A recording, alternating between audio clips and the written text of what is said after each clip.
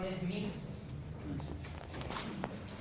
Entonces, vamos a definir enfermedad obstructiva. Edgar, fuerte, por favor, ley textual. Las enfermedades obstructivas se han definido como aquellas patologías impuestas por un anormal incremento de la resistencia de las vías aéreas a los flujos respiratorios. Ya. Resistencia en la vía aérea. Una pregunta. Si tu paciente tiene asma, ¿sirve dar corticoides, que es antiinflamatorio básicamente? Sí, para mantenimiento, pero no en crisis. Claro. ¿Cuál es el problema en un proceso de obstrucción pulmonar? El cierre de la vía, ¿pero por qué? Histología. ¿Qué estructura importante hay en el bronco? Obviamente hay neumocitos tipo 1, tipo 2 y todo lo que hemos visto, ¿no? Pero, ¿qué estructura hay en el bronquio?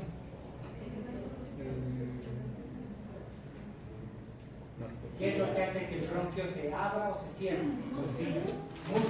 Muy bien. Entonces, si tu paciente tiene asma y está en crisis, broncodilatador. Su compañera ha dicho que su primo le daba salbutamol. Entonces, aquí estamos viendo una obstrucción. En procesos obstructivos, no se olviden ver bien la parte de los efectos constrictores del músculo bronquial. Entonces, aquí sí es importante la parte de movilización de secreciones. Como decía, en un diagnóstico diferencial, Nancy decía, creo, bronquitis. ¿No es cierto? Una bronquitis sí necesita broncodilatador. ¿Ya? Sí vamos a poder encontrar broncos, vamos a encontrar, pero que la causa de esto es un proceso infeccioso. ¿No es cierto? Entonces hay que tratar la patología que se está dando. En los procesos restrictivos, vamos a ver más adelante, restrictivos, estamos viendo alteraciones en la pared o en la parte pulmonar que no permitan la expansión pulmonar. Acá solamente estamos hablando de procesos que eviten que el aire pueda llegar al parénquima o alteraciones en el mismo parénquima. ¿Ok? Entonces, sencillo, ¿no es cierto? Tenemos datos de atrapamiento de aire. Obviamente yo no me voy a meter mucho en la parte radiológica, pero aquí estamos viendo que la placa muestra un pulmón más negro de lo normal. Vemos las costillas más rectas, horizontalización de las costillas. Entonces, estamos entendiendo que en este caso el paciente tiene más aire adentro del pulmón. ¿No es cierto? Entonces,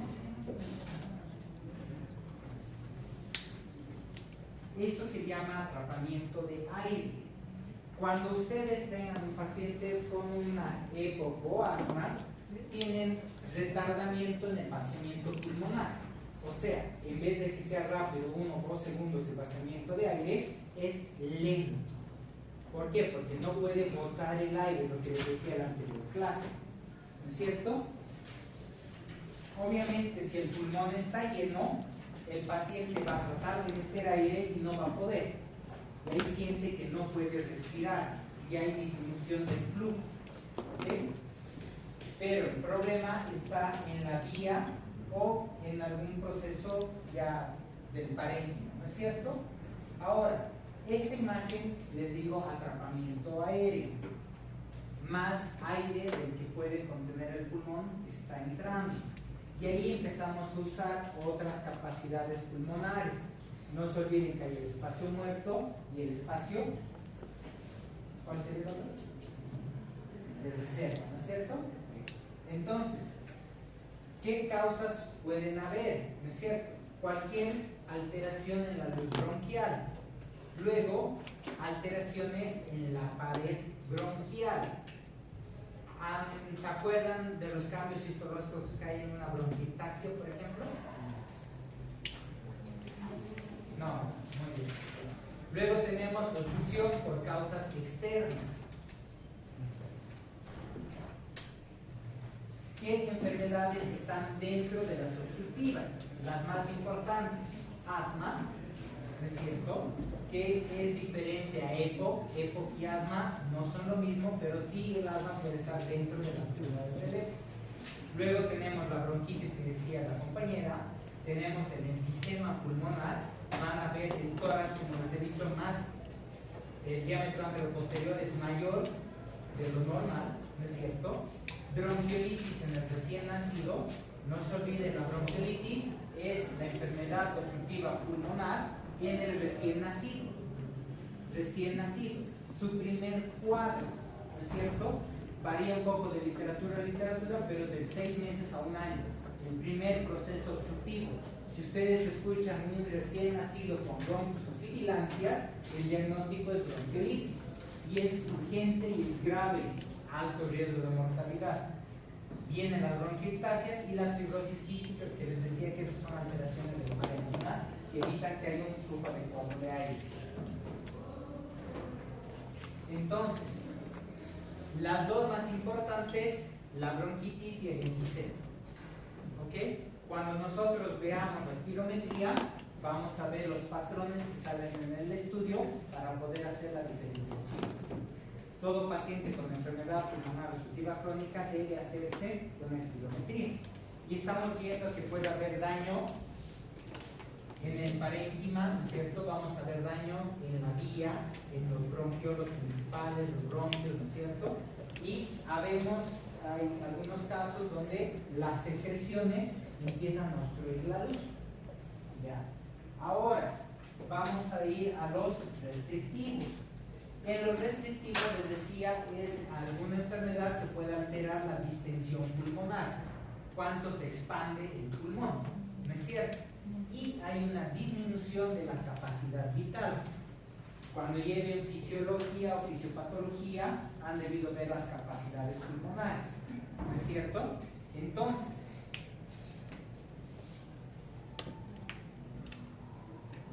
la obesidad es una causa de problemas respiratorios restrictivos.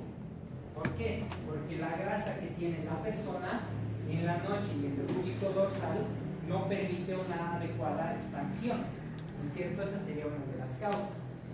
Luego de eso empezamos a hablar lo que es las neumonías. Entonces, aquí estamos viendo el alveolo normal.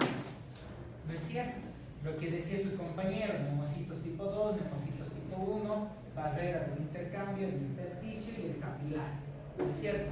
Que es lo que hemos visto el año pasado y cómo se da un adecuado intercambio de oxígeno. ¿No es cierto? Eso sería un alveolo normal. No sé por qué está animando en la pantalla, pero ya. Entonces, ¿qué es lo que pasa? Puede haber un proceso infeccioso que empieza a activar los factores de la inflamación. No se olviden que hay interleucinas, factores de necrosis tumoral alfa, ¿no es cierto? Y demás, que esto va a generar que los glóbulos ataquen a las bacterias. Al atacar a las bacterias, no solamente atacan a la bacteria, sino a los órganos que estén cerca. En este caso estamos alterando la barrera de intercambio. Estamos destruyendo o inactivando el factor surfactante, que es el que le da esa distensión al pulmoncito. Que cuando un recién nacido no tiene o es prematuro, hay que darle corticoide para maduración pulmonar, porque si no, cuando él nazca, su pulmoncito no va a funcionar, ¿no es cierto? Porque no puede producir el factor surfactante.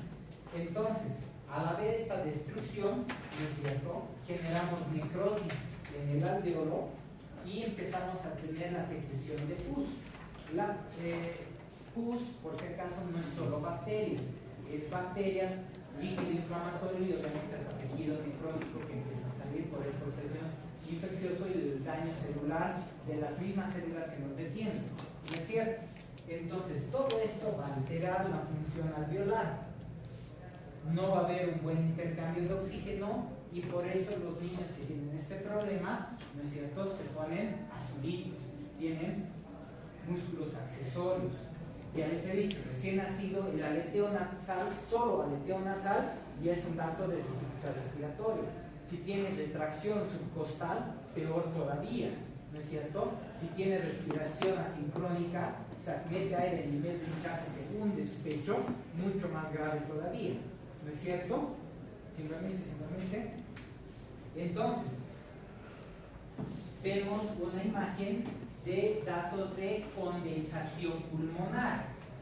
La condensación, como vemos, en vez de que se vea negrito como un patrón de derramamiento aéreo, estamos viendo una imagen.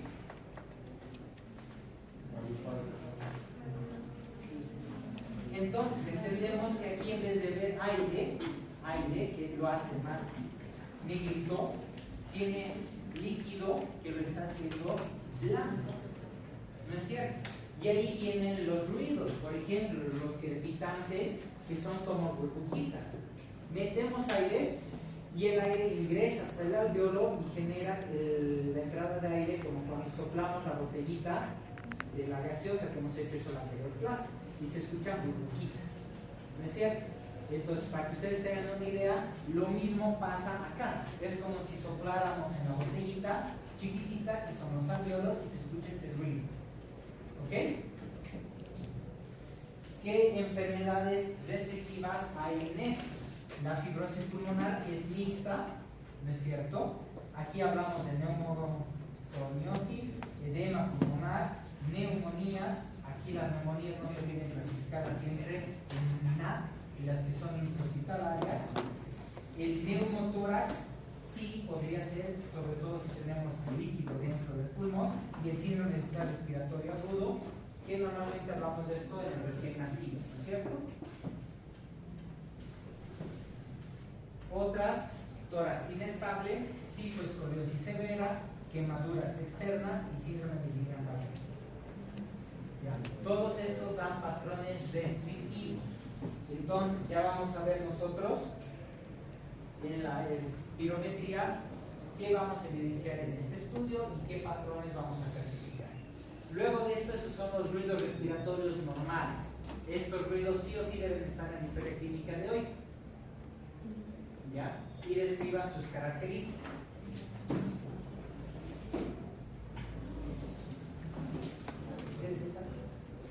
¿En qué posición es mejor para respirar durante la noche, por ejemplo, en el público siempre les van a recomendar que el paciente esté de cúbito lateral durante la noche, ¿ya? Esto asociado a la parte de la digestión, porque no se olviden que el estómago está al lado izquierdo. Si tú has cenado, vas a tener contenido. Si tú te echas del lado derecho, todo el estómago se va a vaciar y vas a tener reflujo gastroesofágico. Al inicio solamente el reflujo, luego lesión del esfínter y luego de ese reflujo más severo, boca amarga, mal aliento y todo lo demás, ¿no es cierto? Pero en problemas severos se recomienda el decúbito dorsal, pero con elevación de cabecera de 45 grados. En problemas cardíacos y en obesidad también se tiene que elevar la cabecera. Les repito algo que igual ya he dicho el año pasado: cuando digan elevación de cabecera es como en la cama del hospital. Debajo del colchón pongan una madera y levanten todo el colchón de manera uniforme. 15 grados suficiente al inicio hasta que se acostumbre y luego suben un poquito más. Si ustedes le dicen eleve la cabeza, se pone 20 almohadas, el cuerpo va a seguir horizontal y la cabeza va a estar así. El reflujo, los problemas van a llegar hasta acá.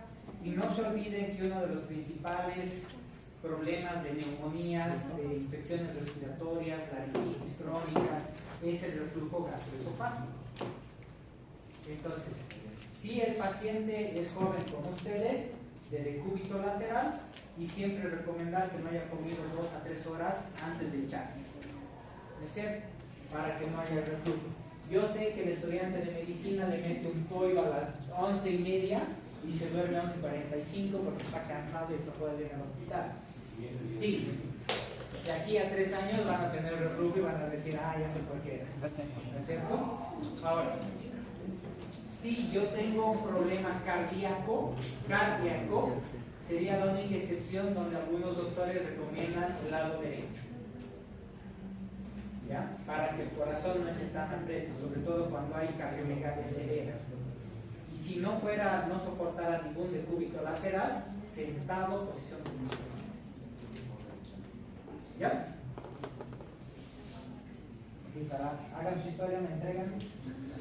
Auscultación, ¿no?